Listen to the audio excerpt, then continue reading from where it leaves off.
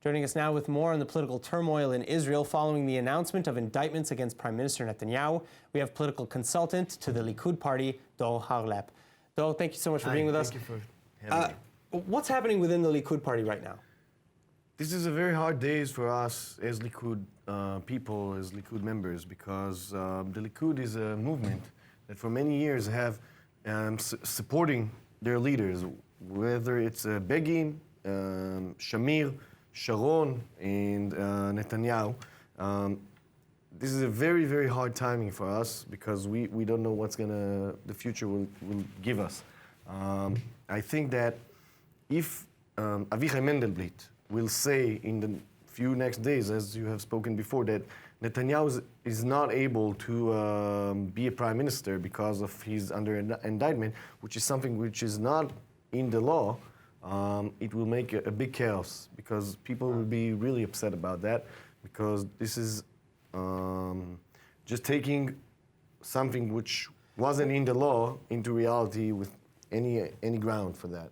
Well, I mean, the current law is based on legal precedent, is it not? Which means that Avichai Mendelblit, he could figure out some way to tell Netanyahu, you cannot continue. Not really, because the law says specifically that it's only for ministers, because we don't want to, the judicial system will have this key, will have this option. So what about the situation in terms of the primaries, the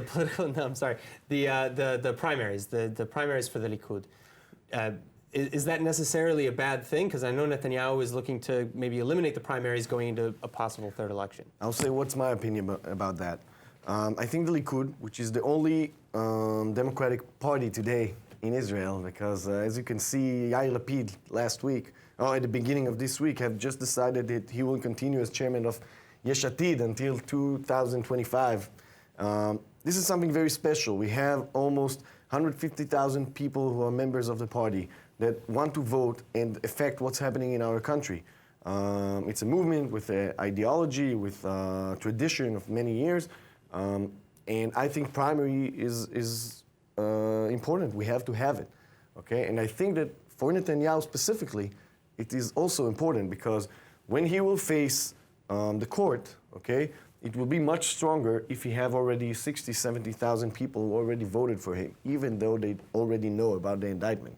And we also have to be ready, as Likud, to a day that maybe Netanyahu is not able to lead us for any reason.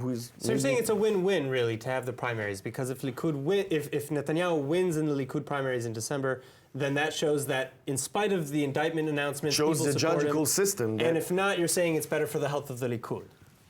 Yes, exactly. That's what I'm saying. That's exactly what I'm saying. Primary is important in a democratic party. Well, do you think that the primaries will happen, and what do you think the outcome will be? It's a tough question. I'm not sure that the primary will. I'm pretty sure that the primary won't be in the 21 days before we set up a new third election. So I don't have good news for you. In my opinion, we're going to a third round. Well, the primaries are scheduled right now for December 5th, which is about 2 weeks. What we have scheduled to December 5th is a meeting of the Central Committee, okay, of the Likud, which is important. It's one step, but it's not, as far as I know, in the Likud, it's not an option to have internal voting if you don't give 22, 23 days beforehand announcement, okay? So there's a lot going on right now, and nobody knows how it's going to end.